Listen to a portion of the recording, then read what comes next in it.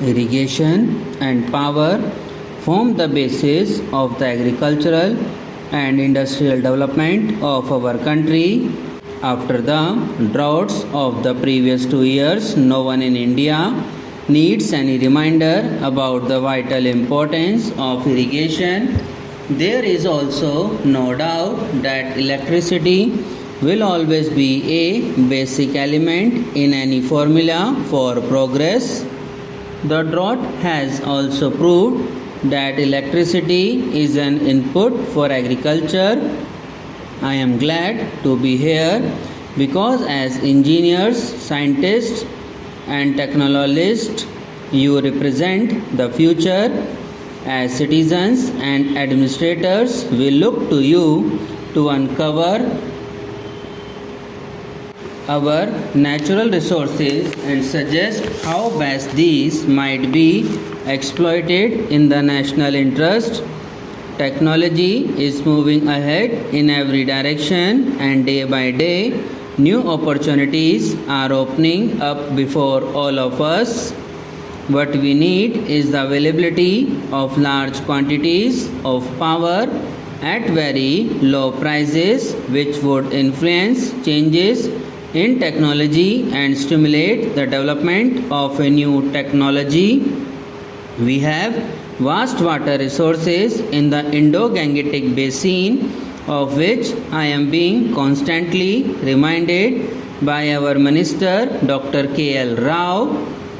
These must naturally be tapped for irrigation. When one merely thinks of all that our institutions or a board such as yours can do, the prospects are truly exciting and open up new vistas in many areas of national life. You have already mentioned, Mr. President, the importance of electrification, and I am glad to find that some aspects of rural electrification figure on your agenda.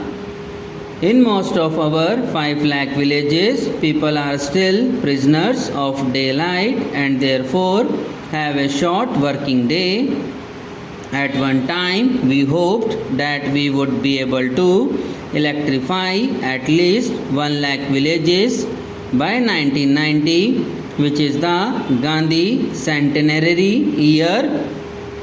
I still hope that we will somehow manage to reach this target, and we will continue to make rapid progress towards bringing electricity to the remaining villages. Today we are able to build a good deal of the generating and transmission equipment which is required, but we have also to improve the economics of our power generation and transmission so as to supply cheap power to needy consumers and yet earn profits on the operations of our electricity undertakings.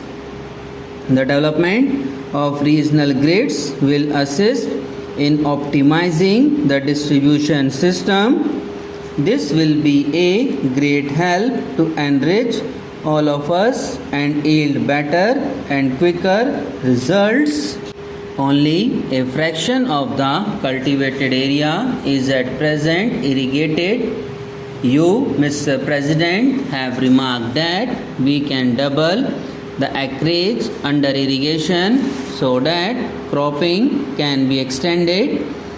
The amount of land available is fixed, but the pressure on the available land is steadily increasing.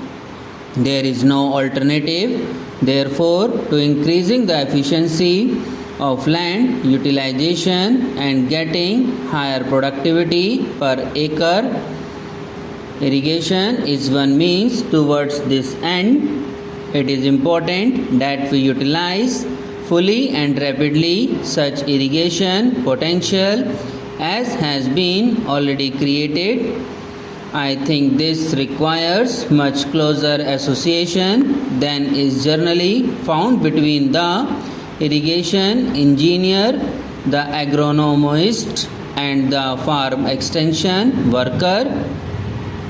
Planning for the utilization of water must commence at the time an irrigation project is conceived. It cannot be left to be taken up when construction is advanced or after storage has been completed. I have been heartened to hear of the good work which has been done in the Kosi area. This might well be a model along with some others to be studied with advantage.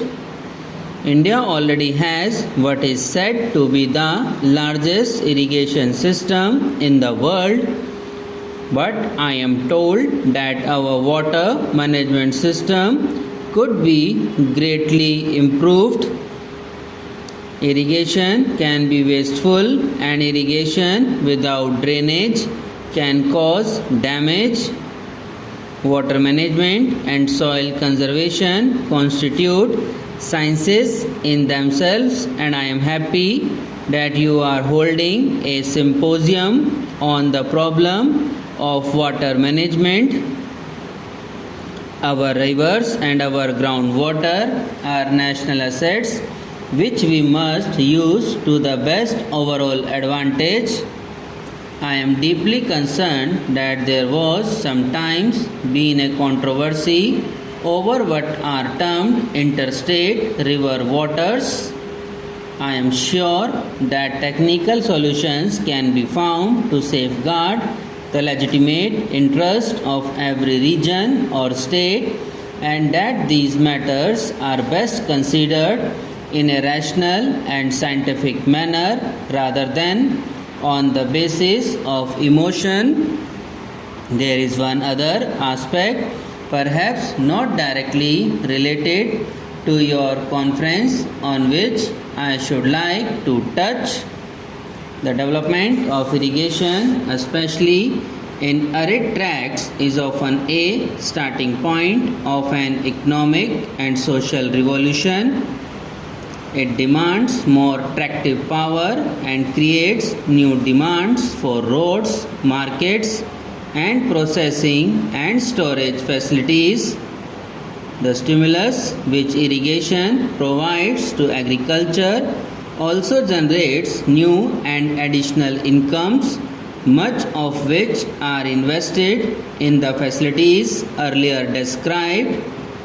A part of it also goes into village improvement schemes, the renovation and modernization of individual homes, the paving of streets, the digging of wells, and so on. I believe this kind of development offer an unrivaled opportunity to promote a new village movement. Subscribe now and press the bell icon. Never miss an update.